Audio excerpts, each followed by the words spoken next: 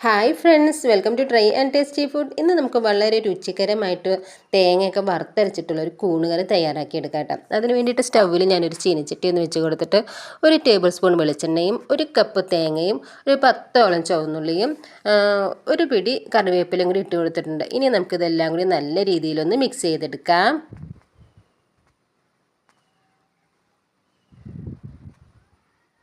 ഇനി ഇതിലേക്ക് ഞാൻ ഉണക്കമുളകാണ് ചേർത്ത് കൊടുക്കുന്നത്. നമ്മുടെ എരിവിന് ആവശ്യമായിട്ടുള്ള മുളക് ചേർത്ത് കൊടുക്കുക. ഞാനിപ്പോൾ ഇവിടെ ഒരു 6ഓളം ഉണക്കമുളകാണ് ഒന്ന് പീസാക്കി മുറിച്ചിട്ട് കൊടുത്തിരിക്കുന്നത്. ഇനി ഇതെല്ലാം കൂടി വീണ്ടും ഒന്ന് മിക്സ് ചെയ്തെടുക്കാം. ഇനി നമുക്ക് ഈ തേങ്ങയെല്ലാം നല്ല രീതിയിൽ തന്നെ ഒന്ന് വറുത്തെടുക്കാം കേട്ടോ. ഇപ്പോൾ നമ്മുടെ തേങ്ങയൊക്കെ നല്ല രീതിയിലൊന്ന് മൂത്ത് കിട്ടിയിട്ടുണ്ട്. ഇനിയിപ്പോൾ ഇതിലോട്ടായിട്ട് 1 ടേബിൾ സ്പൂൺ അളവിൽ മഞ്ഞൾപ്പൊടി ചേർത്ത് കൊടുക്കാം. എന്നിട്ട് ഇതെല്ലാം കൂടി നല്ല രീതിയിൽ തന്നെ ഒന്ന് മിക്സ് ചെയ്തെടുക്കാം. അതിനുശേഷം നമുക്കൊരു 1.5 ടേബിൾ സ്പൂൺ അളവിൽ മല്ലിപ്പൊടി ചേർത്ത് കൊടുക്കാം. ഇനിയിപ്പം മല്ലിയാണ് ചേർത്ത് കൊടുക്കണമെന്നുണ്ടെങ്കിൽ നമ്മൾ ആ തേങ്ങ വറുക്കാനായിട്ട് ഫസ്റ്റ് ഇട്ട് കൊടുത്തില്ലേ, മുളകൊക്കെ ഇട്ട് കൊടുക്കണം, ആ ഒരു ടൈമിൽ മല്ലിയും കൂടി ചേർത്ത് കൊടുത്താൽ മതി. ഇനി നമുക്ക് ഈ മല്ലിപ്പൊടിയും തേങ്ങയെല്ലാം നല്ല രീതിയിൽ ഒന്ന് മിക്സ് ചെയ്തെടുത്തിട്ട് ഇതിൻ്റെ സ്റ്റൗ ഒന്ന് ഓഫ് ചെയ്യാം കേട്ടോ.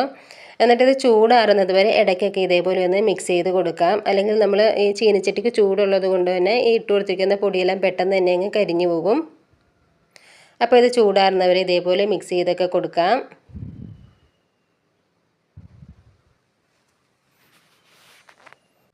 ഇനിയിപ്പോൾ നമുക്ക് നമ്മുടെ കൂണുകറി തയ്യാറാക്കിയെടുക്കാം. അതിന് വേണ്ടിയിട്ട് സ്റ്റൗവിൽ ഒരു മൺചട്ടി ഒന്ന് വെച്ച് കൊടുത്തിട്ട് അതിലേക്ക് ഒരു 2 ടേബിൾ സ്പൂൺ അളവിൽ വെളിച്ചെണ്ണ ഒന്ന് വെച്ച് കൊടുത്തിട്ട് ചൂടാക്കി എടുത്തിട്ടുണ്ടായിരുന്നു കേട്ടോ. അതിലേക്ക് ഒരു മീഡിയം സൈസിലുള്ള സവാള ചെറിയ പീസുകളായിട്ട് കട്ട് ചെയ്തും കൂടി ചേർത്ത് കൊടുത്തിട്ടുണ്ട്. ഇനി എണ്ണയിൽ ഇട്ട് കൊടുത്തിട്ട് സവാളയൊന്ന് നമുക്ക് വഴറ്റിയെടുക്കാം. ഇനി നമുക്കിതിലേക്ക് ഇഞ്ചി ചേർത്ത് കൊടുക്കാം കേട്ടോ. ഒരു വലിയൊരു കഷ്ണം ഇഞ്ചി ചതച്ചതാണ് ചേർത്ത് കൊടുക്കുന്നത്. ഇഞ്ചിയും കൂടി ചേർത്ത് കൊടുത്തതിന് ശേഷം നമുക്കത് വീണ്ടും ഒന്ന് മിക്സ് ചെയ്തെടുക്കാം.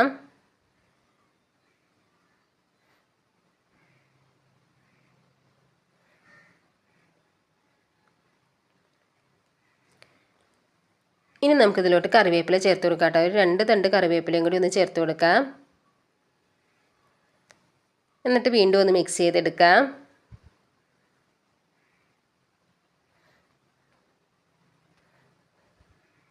ഇപ്പോൾ ഇതെല്ലാം നല്ല രീതിയിലൊന്ന് മിക്സായി കിട്ടിയിട്ടുണ്ട്. ഇനി ഇതിലോട്ട് ഞാൻ ചേർത്ത് കൊടുക്കുന്നത് നമ്മൾ കടയിൽ നിന്ന് വാങ്ങിക്കുന്ന പാക്കറ്റ് കൂണില്ലേ, ആ കൂണാണ് കേട്ടോ ഞാൻ കറി വയ്ക്കാൻ എടുത്തിരിക്കുന്നത്.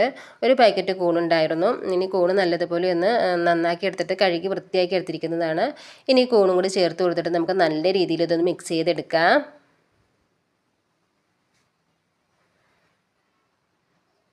മിക്സായി കഴിയുമ്പോഴത്തേക്കും നമുക്കിതൊന്ന് അടച്ച് വെച്ചിട്ടൊരു 7 മിനിറ്റ് മീഡിയം ഫ്ലെയിമിൽ വെച്ചിട്ടൊന്ന് കുക്ക് ചെയ്തെടുക്കാം കേട്ടോ.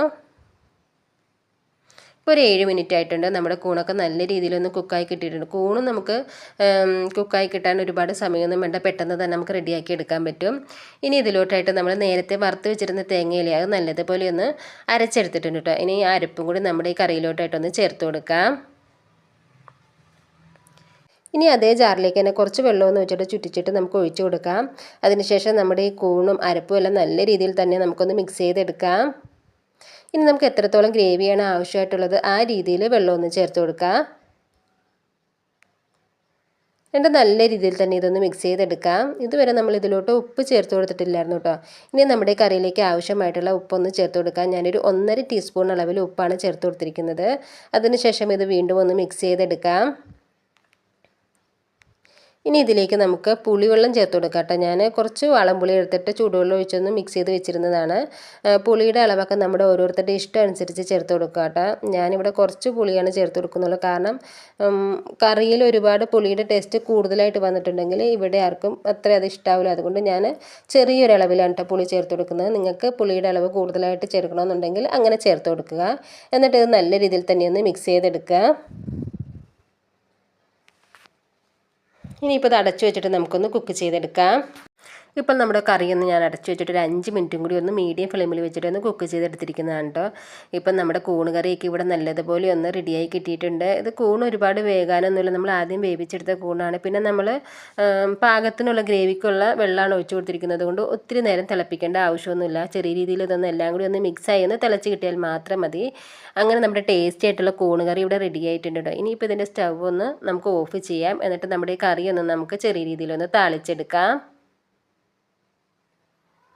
നമ്മുടെ കറി ഒന്ന് താളിച്ചെടുക്കുന്നതിന് വേണ്ടിയിട്ട് ഞാൻ സ്റ്റൗവിൽ ഒരു ചീനച്ചട്ടി ഒന്ന് വെച്ച് കൊടുത്തിട്ട് 2 ടേബിൾ സ്പൂൺ അളവിൽ വെളിച്ചെണ്ണ ഒന്ന് വെച്ച് കൊടുത്തിട്ട് ചൂടായപ്പോഴത്തേക്കും 1 ടീസ്പൂൺ അളവിൽ കടുകും കൂടി ഇട്ട് കൊടുത്തിട്ട് ഒന്ന് പൊട്ടിച്ചെടുത്തിട്ടുണ്ടായിരുന്നു കേട്ടോ. അത് വീഡിയോയിൽ മിസ്സായി പോയതാണ്. ഇനിയിപ്പോൾ കടുക് പൊട്ടിച്ചെടുത്ത് എണ്ണയിലോട്ടായിട്ട് നമുക്ക് കുറച്ച് തേങ്ങാക്കത്തുകളൊന്ന് പീസായിട്ട് മുറിച്ചിട്ട് കൊടുക്കാം. അതിനുശേഷം ഒരു 2-3 ഉണക്കമുളകും കൂടി ഒന്ന് മുറിച്ചിട്ട് കൊടുക്കാം കേട്ടോ. ഇനിയിപ്പോൾ നമ്മുടെ തേങ്ങാക്കൊത്തും ഉണക്കമുളകൊക്കെ നല്ല രീതിയിൽ നമുക്കൊന്ന് മൂപ്പിച്ചെടുക്കാം. അങ്ങനെ നമ്മുടെ തേങ്ങാക്കൊത്തും മുളകൊക്കെ നല്ല രീതിയിലൊന്ന് മൂത്ത് കിട്ടിയിട്ടുണ്ട്. ഇനിയിപ്പോൾ ഇത് സൈഡിലോട്ടായിട്ടൊന്ന് മാറ്റിയിട്ട് കൊടുത്തിട്ട് നമുക്ക് ഈ എണ്ണയിലേക്ക് ഒരു 5-6 ചുവന്നുള്ളിയിൽ അത് ചെറിയ പീസുകളായിട്ട് കട്ട് ചെയ്തും കൂടി ചേർത്ത് കൊടുക്കാം. നമ്മൾ ആദ്യം തന്നെ ഉള്ളി ചേർത്ത് കൊടുത്തിട്ട് മൂപ്പിച്ചെടുക്കുമ്പോഴത്തേക്കും ഉള്ളി പെട്ടെന്ന് തന്നെ കരിഞ്ഞു പോകും. അതുകൊണ്ടാണ് ഇതേപോലെ ലാസ്റ്റ് ചേർത്ത് കൊടുക്കുന്നത്. ഇനി ഒരു പിടി കറിവേപ്പിലയും കൂടി ചേർത്ത് കൊടുക്കാം. ഇനി കറിവേപ്പിലയും ഉള്ളിയൊക്കെ നമുക്ക് മിക്സ് ചെയ്ത് മൂപ്പിച്ചെടുക്കാം.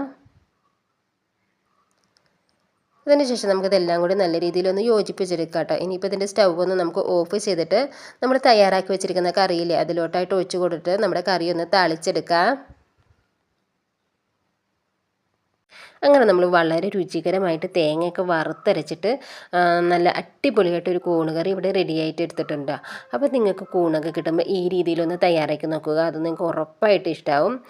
നിങ്ങൾക്ക് എൻ്റെ ഈ വീഡിയോ ഇഷ്ടമായിട്ടുണ്ടെങ്കിൽ ട്രൈ ആൻഡ് ടേസ്റ്റ് ചെയ്യുന്ന ചാനലൊന്ന് സബ്സ്ക്രൈബ് ചെയ്തിട്ടൊന്ന് സപ്പോർട്ടും കൂടി ചെയ്യണേ. അതിൻ്റെ കൂടെ ലൈക്ക് ചെയ്യുക, ഷെയർ ചെയ്യുക, നിങ്ങളുടെ വിലപ്പെട്ട അഭിപ്രായങ്ങൾ അറിയിക്കുകയും കൂടി ചെയ്യണം കേട്ടോ. അപ്പോൾ ഇന്നത്തെ വീഡിയോ ഇത്രേ ഉള്ളൂ കേട്ടോ ഫ്രണ്ട്സ്. ഇനിയിപ്പോൾ നമുക്ക് വ്യത്യസ്തവും രുചികരവുമായ പുതിയൊരു വീഡിയോ ആയിട്ട് അടുത്ത ദിവസം കാണാം കേട്ടോ. അതുവരെ എല്ലാവർക്കും നന്ദി, നമസ്കാരം.